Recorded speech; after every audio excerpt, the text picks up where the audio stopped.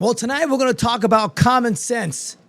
This is where common sense in America still makes sense, where we call it like it is, unfiltered, unapologetic, unmistakably pro-America. And today, buckle up, because we're going to discuss the one man that made history yet again, Donald J. Trump. While the left's busy throwing tantrums, Trump just pulled off what nobody could do for the past 3,000 years, peace in the Middle East. That's right. The president of peace is back, and he's not just talking about it. He delivered the results on the global scale, and the elites couldn't even have dreamt about it. Stick around. You just might learn something. For decades, literally millennia, conflict has torn the Middle East apart. Rockets, riots, hostages, endless bloodshed. Every administration promised peace. Every president said we're working on it. Clinton tried, Bush tried, Obama bowed and apologized. Biden even couldn't find the region on a map without his handlers. Then comes Trump. He didn't follow the script. He didn't beg the UN. He didn't kiss the ring of the global bureaucrats. He sat the players down and said, we're going to do this my way. Peace through strength. And guess what? It absolutely worked. Now, we have a signed peace framework between Israel and Hamas with Trump as a key mediator. Hostages have been released. Rockets are silenced, rebuilding is beginning, and the images of the world leaders from Egypt, Qatar, Jordan, Saudi Arabia standing shoulder to shoulder behind Trump is powerful and the most moving thing in history over the past 100 years. Now, Maria Corina Machado, the woman that won the Nobel Peace Prize, she dedicated to Donald Trump. She said, this belongs to President Donald J. Trump with an achievement that generations of leaders could not do. She dedicated it to the President of the United States. You won't hear that on CNN. You won't read about it in the New York Times, because acknowledging Trump's success goes against their religion, the Church of Hate of Trump. And you know who couldn't even be decent about it? President Obama. The same guy who got the Nobel Peace Prize for literally doing nothing. He tweeted about the deal. Yes, he couldn't even bring himself to say Trump's name. Couldn't even type good job. That's small. And it's bitter. And it's petty. Meanwhile, Trump's record speaks for itself.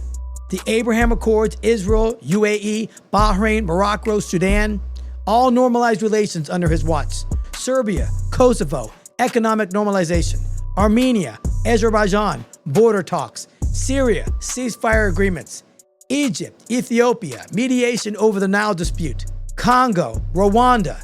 The deal that they've been trying to get done for 35 years, the Biden administration shut the door and hung up the phone on them. He got it done. The man's done more for peace than any president in modern history. And yet he's called divisive. No, he's decisive. And that's why he's feared by the swamp. That's why they hate his guts. And they can't stand when Trump wins. And they do everything they can to show it was some other excuse. But meanwhile, back in Washington, it's day 12 of the government shutdown. And the same clowns who caused this and are blaming the right, let me tell you exactly what's going on. They need 60 votes in the Senate to pass a simple continuation resolution, a CR, to keep the government funding. It's routine, it's basic. But they're refusing to do it because chaos is the left's campaign strategy. They want you frustrated. They want federal workers scared. They want the media screaming, Republicans are holding everybody hostage. The truth, Republicans passed funding in the House. It's sitting on Schumer's desk. The Senate won't move because the left wants to load it with pork, Ukraine funding, while ignoring the border, inflation, and your wallet. When Trump was in office, he faced shutdown threats and still paid the troops. He cut waste, froze unnecessary spending, and actually saved taxpayers' monies. That's leadership, guys. The left wants control, not solution. They've turned Washington into a circus. They're not hoping you're going to figure it out. They know you're not going to notice. And that's what they're planning on.